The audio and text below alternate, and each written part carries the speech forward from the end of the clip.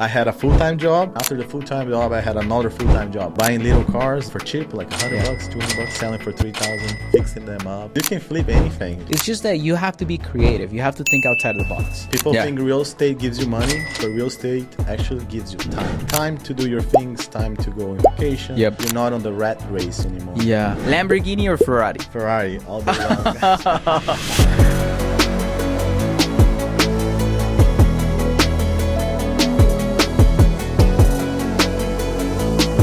Okay guys, welcome to this podcast. Today I have a very special guest, business owner, multiple businesses, multiple investments, multiple real estate properties that he owns, and in the process of acquiring more and more properties, industrial buildings and land and more residential properties as well. I have today, it's a pleasure to have Alex Barrios. Okay, brother, so who's Alex? What stuff do you do, just for the audience, for the people that don't know you? Who's Alex? What do you do? And how long have you been in the States doing what you do? If you want to share that with us. Yes, okay. I'm very happy to be here. Thanks Thank for you. inviting us. So my name is Alex. I've been here in America for about 10 years. Nice. And those 10 years, I'll be honest with you guys, I did a lot. I started as a server. I went to the bottom of the construction. Okay. And then I climbed my way up. And nowadays, I own around 14 companies. Wow.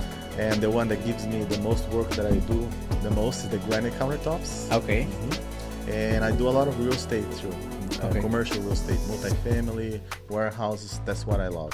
Okay, what are some of the other businesses? You said 14 businesses, so Yeah. those are mostly real estate, I imagine? Mostly Or construction? Construction, yeah. Okay. They're all division Granite. construction, like floors, cabinets, Nice. tile, everything we do. Nice. So you guys can basically help anybody that's looking for like a new construction, quotes for some of the work here and there. You guys can help with that. Whatever they need. On the new construction, hit me up, wherever they need. I can Perfect. help a lot. And are you guys only doing Orlando or different We cities? do the whole Central Florida. Nice. Whole Nice. Central Florida. Nice. So how you got to doing granite? How you got to doing the other stuff that you're doing? 10 years is not a lot of time. So you pretty much, I would say, you just got to the U.S. Yeah. Recently. So how has that journey been? And you also said that you have done a lot of stuff. So tell us from the day you came to the States. Yeah. So I came here with my little sister, Giovanna. Okay. And we got here with no connections, no money, nothing. And doesn't sound like a long time ago, but 10 years ago, the internet was a lot different than nowadays, Yes. I agree. People wasn't talking, like openly talking about immigration. Right. Nobody knew much about it. Right. To be honest, we didn't know nothing. We just hop in a plane and we came. Wow. That's all. And we learned everything by just smiling to people, being nice, being polite, talking to them. And that's how we learn. Right. They told us how should we get a job, where should we not get a job, and we just ask around, Yeah. And everything comes out like so amazing. The energy, we are so blessed, so positive. I remember first time I went to KFC, the chicken. Okay. And I told the guy, look, I'm so happy to be here. I fought a lot to be here. Thanks to be here. And You were working there? No, I went just there. Okay, just to eat. Because we don't have that in Brazil, the chicken place, Yeah, KFC. yeah.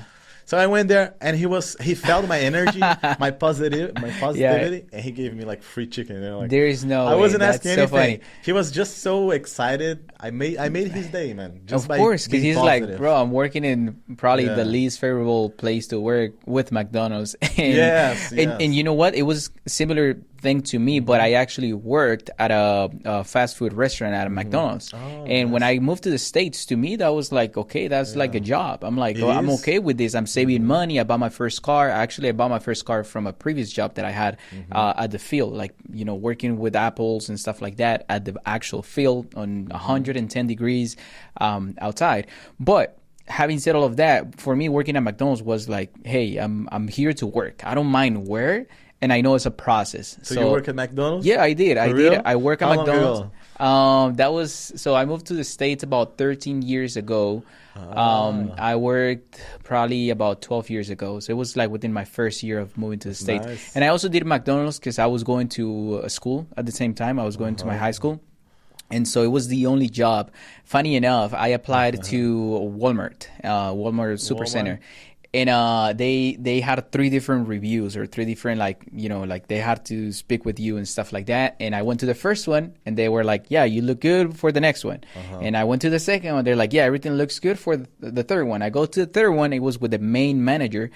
And she's like, okay, so let me ask you, why are you applying to the, I think it was 11 p.m. to 6 or to 7 a.m. So it was like overnight shift. Overnight. Yeah. Oh, yeah. And she's like, 24/7. yeah, exactly. She's like, why do you want to work at that time and not like the other 2? I'm like, well, it's easy because I'm going to high school, so I need to be ready. Oh, it was no like, sleep, her, sleep. yeah, her eyes were like, you're what? She's like, you're still going to high school? I'm like, yeah. And she's like, oh my God, why didn't we ask this question before? You cannot work here. And I'm like, why? I'm ready to work. Like, I'm hungry to work, you know? She's like, no, we can get in huge liability, huge trouble if you work here. Because imagine you go to high school, to your school, like, without sleeping. Like, no, that's not possible. In my mind, it was easy, bro. It was like, I go 11 to 7. At 7, I think it was 7:20 or 7:40. What time is high school? 7:45. 7:45 to 2, and then at 2 I will go sleep. It was easy to me. She's I love like, that positivity. Everybody that has success always have that positivity. Yeah, and they see the word driven, in a different way, you know. Yeah, the drive, being driven, and I remember her seeing her face. She goes like, her eyes went like super big, like, no, oh my gosh, why didn't we ask this question before? No, you cannot work here, and she didn't give me the job. So then I went to McDonald's, and at McDonald's they allowed me to work there, and I was actually closing, so I was until 1 a.m. At McDonald's. So, but it goes back to show that when we move here, man, we come to work because we have dreams to accomplish, and so it sounds like your story was the same. Yeah, pretty similar. I couldn't work. I'll be honest. I couldn't work at McDonald's because I didn't have the papers at first. You know, I got later on. Right. Okay. So I work mostly in like under the table jobs. Right. Like. But my first job was as a bricklayers, you know. Wow. Some bricks. It was really tough on me. Because of my white skin, I couldn't keep that job because it was burning so much of me in the sunlight, you know. Right, but it's like 110 degrees also outside. It was crazy, man. I just jumped to another work as a server. Okay. And that was pretty good for me. So I worked there for 6 months, a server. And then I jumped as a mechanic. Started doing car job. I stayed there for 10 months. And after 16 months of America, we opened Kroner, USA. 16 months. Yes. Wow, man. That's amazing. 24. That's amazing. Yeah, a lot of people wait. My sister 23, yeah. Yeah, a lot of people wait too much, man. And that's the problem that a lot of people say, well, eventually I'm going to do, and then 5 years go by, 10 years go by, and you're still in that job that's just keeping you, you know, paying the bills, but that's it. It's not really building you any wealth. Yeah. So that's what I always tell people, like, guys, start if you, now. Start right now. Entrepreneurship and opening business is not for everybody, but don't stay comfortable where you're at right now. Like, try to always look for, is this going to keep me in the same place for the next 10 years? Then if the answer is yes, you have to take action, and you have to move as fast as possible and as far as possible from that place. So 16 months. And so how you got to that business? I just kind of want to know. Meanwhile, I was working as a mechanic. I was flipping cars. Okay. Just like you said, like after hours, you know? No sleep. Yeah, no sleep, man. I had a full-time job, and after the full-time job, I had another full-time job flipping cars. I was doing like a 16 hours journey, 18 hours, non-stop, Sunday to Sunday. Wow. Yeah, buying little cars for cheap, like $100, $200, selling for $3,000, fixing them up, flipping them. Wow. And how you got to that business? Like, who told you about that business? I started feeling bad about selling cars, you know, because I didn't want that anymore, because I got the feeling like I wasn't doing good to them, because I was selling them like used cars. All used cars are terrible. Like, it's used. You know? So I was feeling bad for them because... Yeah, because they're buying something that, let's say, quote unquote, has a makeup on top. Like, it has like you know, it was clean, and that's it. But I try my best to fix them, but they're still used car and they still break down. And I was feeling like really bad about it, cause giving like broken things to people. Yeah. And then I started observing like meanwhile I was fixing cars, I was observing my customers, the ones that had the most money, you know. And the guys that had the most money was the construction guys. They work at the construction, the Brazilian guys, they all pay cash, they give me tips, they're happy, they got like nicer trucks, they're buying like toys, like extra cars and everything. And then I start talking to them, and then I learn from them business by talking to them. Yeah. And I noticed the granite guys are doing very well. That's how you were like, okay, granite might be the thing. Yes. Yeah, granite is definitely a good business. A good business, we every time we build a house, we go for granite most of the time, and it's definitely, you know, it's, if you know what you're doing in granite, it can be really, really, really profitable from what I have seen. So exactly. So we noticed that. And my dad at the time, he was in Brazil, but he was feeling like really bad. He was being depressed because he was just by himself, you know, my dad and my mom. Okay. And they want to come to US, but we couldn't afford to keep them here, and they couldn't work. You know, it's not easy for an immigrant. Right. And he sold. He couldn't sell his truck. The economy was bad, so he just traded his old truck for a granite container. You know. So that's how we started the business. We bought a whole container of granite. Wow. And we plan to sell that container of granite to another. But let me ask you, shops. so that was in Brazil, so you guys bring the granite directly from Brazil? Directly from Brazil. I think Brazil has some of the best, Yeah. the only place or one of the best granites from what I've seen. Even when I was in Washington State, I still remember that a lot 80% of the granites are from Brazil. Yeah, that makes sense. When I was in Washington State, I remember the guy that was selling me the granite. He was like, "Oh, this is the good material from Brazil." Good material from Brazil. So you guys might want to expand to Washington State, because there is a good amount of people. Let's open a business there, partner. Let's do it, because open together. I used to live. You see, this is the power of having this type of podcast. There is definitely people that I know in Washington State that they will be benefited by someone that's in Brazil bringing it directly. Like, and it doesn't necessarily is competition. It's actually helping them fulfill the need of the granite that they need, you know, as a company. So, yeah, interesting. Let's keep that in the back of our... Exactly. So, but when I saw that business, I thought was about buying granite from Brazil and selling in America. But I was wrong. It's not about this. It's about selling it to the end buyer. It's about selling to the end buyer and find the right people to cut them, polish them, and install them. It was more about labor. Okay. And recruiting them and make sure they do a good job. That's the hardest part of the job, you know. Gotcha. Buying granite is easy. They give you for free. They let you pay 6 months later, whatever you want. And the granite itself is very cheap. What is the most expensive on the granite is the labor. It's really hard to cut, really hard to lift, to manage, to install. Yeah. You need like a very specific labor. So that's when my sister came in. Okay. So then we divide the company. My sister, she was doing the sales, customer service, and everything. And I was the one on the back, recruiting people, doing the labor, make sure everybody was delivering good. And we did a good team, you know. Wow. So your sister is still your partner today? Yes, still my partner. Wow. Just on that business or any other business? Everything. Yeah, she was just on that business. And then I started learning in 2019 about real estate. Okay. And then I talked to my sister about it, you know, and she said, "Oh, I'm too busy right now with the granite and everything." And I started doing the real estate by myself. Okay. And then when I got around 8 units, I was doing very well. I just got like 8 units. And I noticed my sister, she was always supporting me. But then I invite my sister to come with me on the real estate, and we divided everything by half. Okay. And she came together, and we multiply by a lot those units. Yeah. When she came in. Yeah, it's better to go together. You go far. But alone you won't go fast, but you can make a lot of mistakes going fast. Exactly. Yeah. So do you still hold real estate right now, like units? We hold around 32 rental units. Okay. We have 32 of residential. Okay. And we have a warehouse around 15,000 square foot of warehouse, and we're building another 15,000, so we should have around 30,000. Okay, is that warehouse where you have the business, the granite business? Yeah, part of it is my business, part of it we rent. Okay, okay. And we're doing more on the rent. Gotcha. So the 32 units, is that one apartment complex, or is multiple single families mostly? No, so the single family, I start selling them. Okay.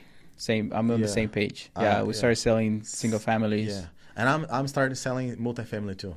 Okay. I'm going straight to the warehouse. That's what I like the most. Really? Yeah. That's where the money's at. Yeah. And I like to deal with the tenants, better. Yeah, because it's more like business tenants, so they Business usually to business, B2B. They pay because they need to be at that place. It's not like, hey, I lost my job. No, if they're producing, they need to pay because that place is an asset to them. Yeah. It's my favorite. B2B, you can talk to them, and triple net, amazing. Oh, even better. Even better. Yeah. You with triple net, you basically don't, for the people that don't know, so you have these expenses like taxes, or you have these no taxes, but maintenance, you have insurance, and then you have basically the three expenses that you can have in a property. And with that, with triple net, they basically take care of the maintenance, they take care of the insurance, everything that you have to pay on a property that is going to basically make the building run still. So if you don't even if you're not even worried or concerned about that, the triple net is just so much better. Better. Yeah, we have a property right now. It's actually double net, so they don't pay the insurance, but we definitely on that property we're pretty, they do the maintenance, they do everything else. Amazing, so to us is not even a concern to have them. It's good that it's long term as well. They want 5 years. Yeah. 3 years. Oh yeah, that's the other thing. Yeah, with them we had a 5 year no, actually I'm lying. It was a 10-year lease, and they had an option to extend another 10 years. So if we want to sell the property right now, it would be easy. Like any investor will be like, 10 years, and this is an established business. It's been here for years. It was just at a different location. Cap rate 6%. It's not even a bad idea. So you're transitioning everything from residential to commercial. Commercial, yeah. We're going to start building them, buying them. Oh, you want to build too? Yeah, 100%. Yeah, nice. We're in the process of building right now. Okay. In October, we'll be starting our process, the licensing. Okay. Because the city made a mistake. It's an industrial place. It's been industrial since ever. But they put, I don't know why they put industrial / agricultural. Oh, no. And they want just to change that for just industrial. And they'll change that in October. So then after October, we'll start. Okay. Yeah, it's a little bit complicated to build in Florida, just like you said. I know, man. Tell me about it. So was that the city or the county that did that? The county, I mean. Orange County. Orange County. It was Orange. Yeah. But I hope everything will be fixed. It's just a little detail. Yeah. Mm-hmm. Yeah. So we constantly find land, constantly. And I always tell people we only analyze deals that are 5+ acres, next to an existing subdivision and zone residential. Usually we stay in residential. Recently, we also decided to go more for like just single feet residential, meaning like just houses, townhomes, duplexes, like nothing high-end multifamily or higher, density. Mm-hmm. But we're still getting deals that are not, fee simple residential. So every now and then, like literally, I think it was 2 days ago, we got a deal with a building on it, and it was industrial. So now I know that if you're buying that, give it to me. Yeah, I'll give it to you, and we can work a deal, because that one had a part that could be residential. So maybe we work something to where you take care of the industrial side or commercial side, and then we can develop the residential and split. Yes. So we can do all industrial. Or we can do all industrial. Yeah, if the zoning allows, or maybe we can rezone. That's the other thing. We can, of course, rezone. Do you do more like so with industrial? The one strategy that I'm always thinking is either storage units, which I think it's a good business. Mm-hmm. The other one is flex use, which I imagine is for mechanics, for even people that do what you do, granites and countertops and all this is amazing space. Landscape companies, they need a place to store everything that they have, and it's also kind of like an office. Like to them, that's their office. They don't need like a building like this that's 4,000, 3,000 square feet building, beautiful office space. But it's more like, it's more like they have to have their tools, their equipment, and they need to have like a front desk. That's all that they need. They always pay. Something broke, they fix themselves. They never call you. You just get your money every month, and that's it. Perfect. I think the real true passive income is commercial. Yeah, that's how I got the feeling. You are right. Yeah. You are right. But the thing why not everybody going to industrial, not everybody going to commercial, I believe is harder to enter. Yeah.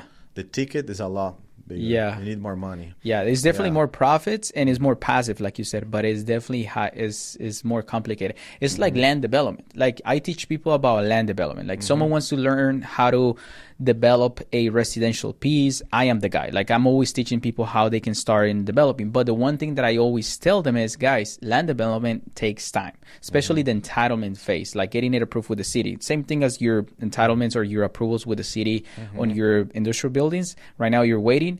Same thing happens with land, and is probably even worse. Like sometimes we have to wait 6 to 7 to 10 months, and maybe sometimes even more for us to get something entitled, meaning the subdivision approved, and then at that point, then you can start building the houses. So I always tell my students, like, guys, this is a very profitable blue ocean type of strategy. Like not many people are doing it. However, it takes time. So as long as you're okay with that and you have another source of income that you can continue bringing for the next 10 months to 12 months, that's fine. But the profit, we have had deals that we make $500,000 in one deal that we got it under contract. We got the approvals. We spent about $50,000 to $70,000 on entitling the parcel. And now we sold and we ended up exiting for $500,000 in 10x profits. right there. 100%. Awesome. So yeah, it's always good. So okay, fast forward a little bit. So now you open the business. Now you have a business going. What was next? Like you started building this business, and then you started acquiring other business, or you started kind of like thinking or opening from zero these other businesses. Yeah. So just like we were talking before, I want to start selling those. I Okay. want to start selling those business, and I want to start buying bigger business. Wow. Yeah, I want to start buying those bigger business and flip them. I want to just flip the same as I've been doing the last 10 years. I start with cars, and then with houses, and then with small multifamily, and then with warehouses. I believe the next step will be medium-sized companies, Yeah. like 10, 15 millions. Yeah, and these guys, this is what overnight success looks like. A lot of people think like, oh, what can I do that I can become a millionaire by tomorrow? It's like, nope. No, You have to put takes in the time. work. It takes time. You have to go step by steps. You probably started with the first company from very small beginnings, but then now Exactly, you're yeah. advancing. My first flip was a $100 Mercedes. Wow. Yeah, I got on Craigslist. Okay. I bought it for $100. I fixed it all. I put AC, I changed, I cleaned, and I sold it for $1,900. Okay. What was your profit on that one? So yeah, $1,900. So 18. So yeah, plus expenses was like $1,500. Yeah. Okay. Yeah, Okay. It's good profit. Yeah, right? it was good. The $100. first time you made Yeah. 1,500 and I you're like, believe anyone can do that. Like people in Yeah. high school, right? That was one of 15 my years old. That was one of my questions that I was wanting to ask. A lot of the people that watch this is people that want, they're in the fence line. They want to start. They're like, okay, I'm an entrepreneur by nature or by blood, and I want to do this, and I want to get to work on making some type of money. How can they start? And so you just said, even start flipping cars, Start flipping cars. I heard people doing flipping couches, right? You heard that too? Yeah.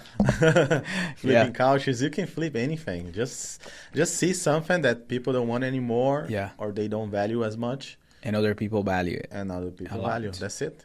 And that's my business. That's what I've been doing the last 10 years Wow. with cars, houses, multifamily. I did good deals too on small multifamilies. I bought many of them for 200, 300, and I flipped them to 800, 900. So Yeah, you're I not did buying. the Burr method, Yeah, you're not perfect. You're not buying any more multifamily at this point. You just want to stay focused on industrial, or you want to potentially consider some multifamilies if they make sense. I never won from a good deal. Okay. Never. I love a good deal. Perfect. If they make a lot of sense, of course I'll jump in it. Okay. I just bought it I didn't want it, but I ended up buying a 5 units in Orlando Okay. in OBT area. My brother-in-law bought to me this deal, only $300K, 5 units. Orlando. Wow. I couldn't resist, man. Yeah. Holy smoke. 5 units? 5 units, yes. I did only very cheap, like 40K renovations. Wow. Only 40K in renovations, make it look nice. Called the appraisal, I raised the rents, did some evictions here and Yeah. there. Took me only 6 months. Okay. Called the appraisal, $800K. That's crazy, man. Yeah, in 6 months. That's exactly what Yeah. I mean. A lot of people don't see opportunities, and they're out there. I imagine, was that deal on the market or it was off market? It was on the market. Yeah, Was exactly. even on Exactly. listed at MLS, everyone could buy it. Yeah, I have seen deals like that. That even we made multiple offers in different properties that were like, why is this like 89 days on the market? I'm like, what? Are you kidding me? I bought a property in Kissimmee just like that. We are now with Airbnb producing, I think it was last month was $24,000 gross. From there, we have to take the expenses here and there. But it's multiple units in Airbnb. So, and it was on the market for like over or almost 3 months. And I'm like, people are not, it's just that you have to be creative. You have to think outside of the box. It's like opportunities are there. That was on the market too, just like that deal that you mentioned. But some people are just not taking action. There's opportunities everywhere for all ranges of money. If you have $100, you can make 1,000, 2,000. Yeah. If you have 2,000, you can make 20,000. Have 20,000, you can make 100K. If you have 100K, you can make 500. It's always like that. If you have 500, you're gonna make 5 million. That's exactly what it is. Yeah. Yeah. So let me ask you, Alex. What? So you already told me what was it. Your last 10 years. So what is for Alex in the next 10 years? What do you see yourself doing? So I'm getting out of the multifamily and the single family because I believe they take a lot of work to keep it. Yep. I'm going more to the triple net leases. I'm going to build my portfolio of warehouses around $50 million, just warehouse. Okay. And after that, I want to sell all my business, sell everything, and start with another business acquisition. That's what I want to do. Nice. Like I said, I want to do the same. I want to flip them. Because I see so many opportunities, so many business that the guys are already working on the business for 50 years, 40 years, and they want to retire. Yeah. And some of them, they don't even have a website. Some of them, they don't even have Google ads. They don't have Instagram pages. Yeah. They waiting for you to go there, take over, do the ads, do the Instagram, do the videos, do the ads, and multiply that revenue. Yeah, and they're still very profitable. But very profitable, yeah. Just word of mouth. No, like you said, no front end. Websites, Instagram, and they're still very profitable. Now imagine with still ads. Sending fax. Yeah. Tell me about it, man. The other day, someone was asking me, "Hey, can you send these? But send it to me via fax." I'm like, no. What's fax? I'm like, my whole office here, everybody's under 30. Nobody here knows what's a fax. You don't know what is it? Everybody's watching the podcast. You don't know what's a fax? Okay, see, that's my point. That's my point. And I know what it is. So it's basically like an old way to sending emails, but instead of sending a normal email like you do on a computer, you send it through these it's like a device. Imagine like a phone number, like a scanner, right? Like a scanner, yeah, exactly. One side you scan and the other side print. Yeah, one side it scans like a printer. So one side you scan it, and let's say in California, you're sending a fax to California. They receive the paper. Imagine. Now I just send you an email, and you can print it.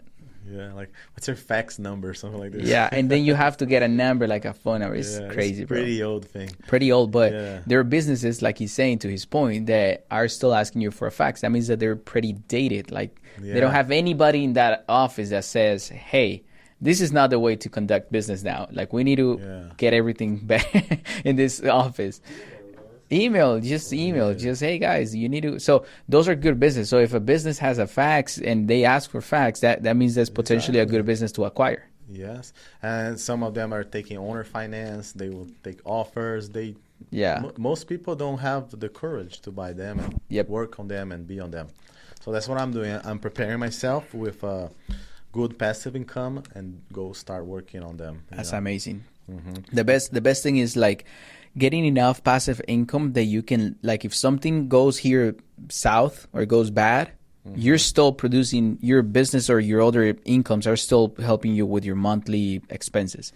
And then you go and try something new, and if it works, now you're double as rich, way more successful, wealthy, and rich. But if it doesn't work, you still can rely on your passive income, supporting your monthly expenses. That's what I tell people too. If you want to become successful, the first thing that you have to do is you have to organize your finances. You have to understand how much you're spending and how much you're bringing to the table.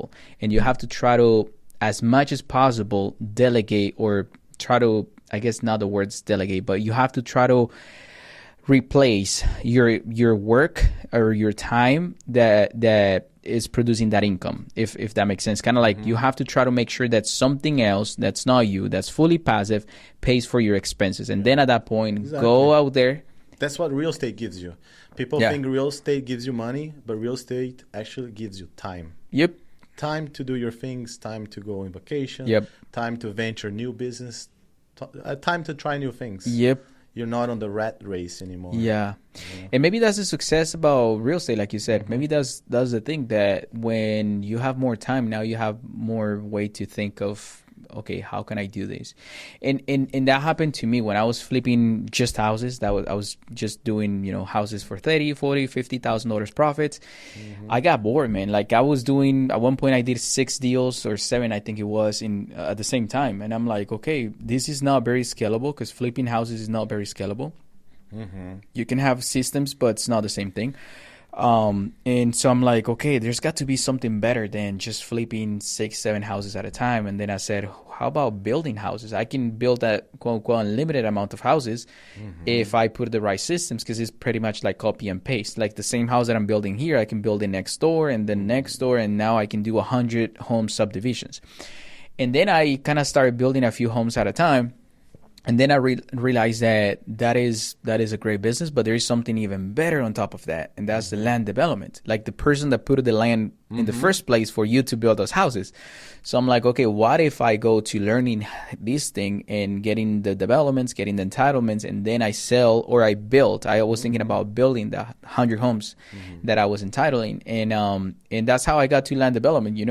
Just by always thinking like, what's the next step, and what can make this whole thing easier by having more systems and having it more organized. So, but Alex, man, I think to get a little bit towards the ending of this podcast, I wanna thank you first of all for your time and for the great valuable things that you have said. As you know, we have this community that's about Avanza. I always ask the people that come to the podcast, I always ask, what does Avanza mean to you? And it will be a little bit unfair to ask you, because I haven't really told you too much about all this stuff. But from what you have seen, what do you think? How can you define, or how do you see Avanza? Let's say that in a very modern way. Okay. I can define this by the emoji. The little rocket emoji, little rocket emoji. Let's put that on the edit. The rocket emoji. That's how I feel. Like positivity. Nice. You're going towards the sky. Taking off. You go. Wow. Go.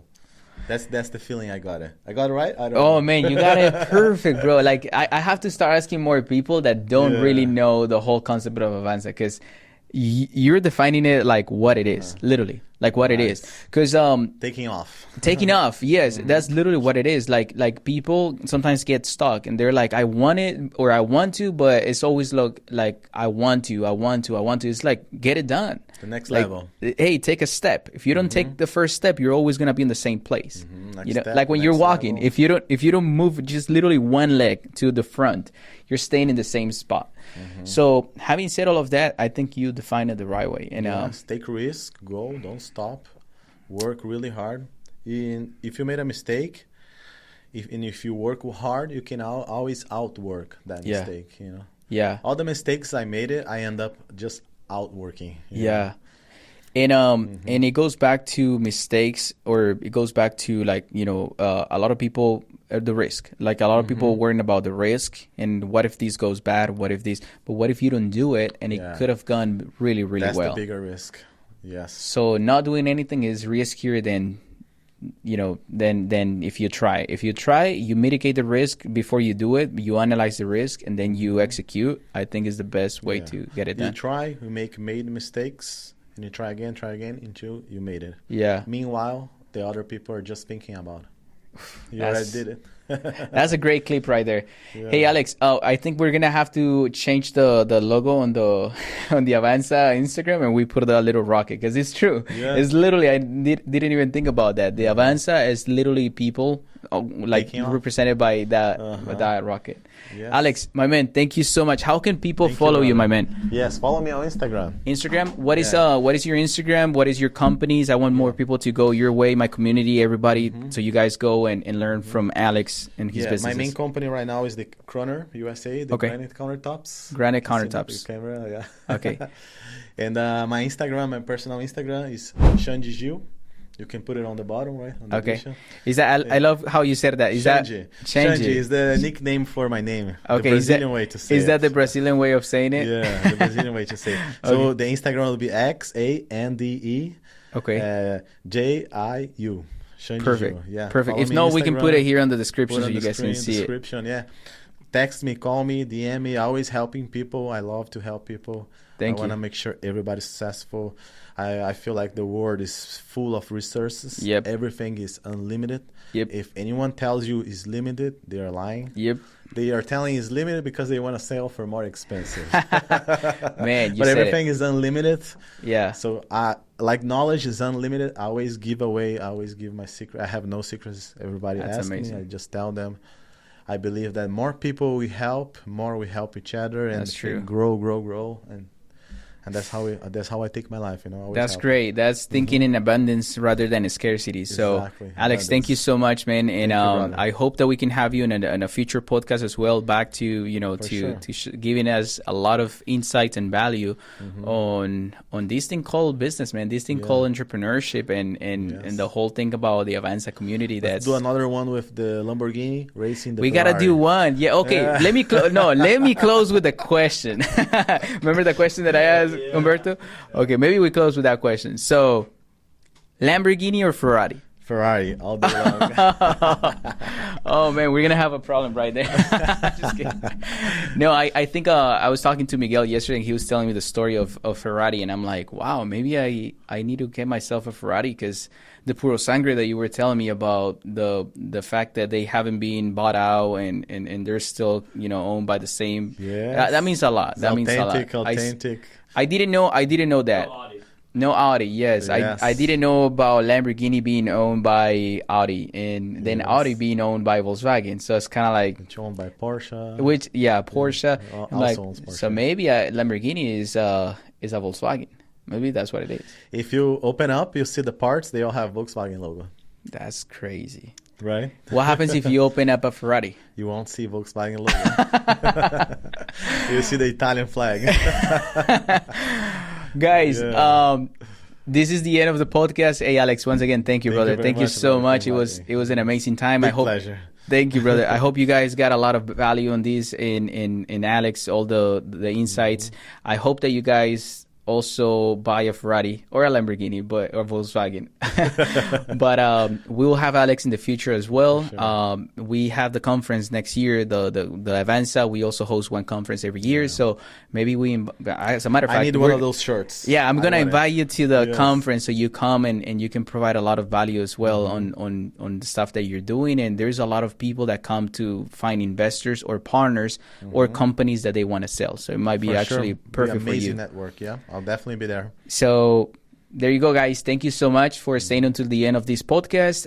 Please make sure that you subscribe, like, share, and send this to somebody. Send this to somebody that can be motivated or positively influenced by the message of Alex.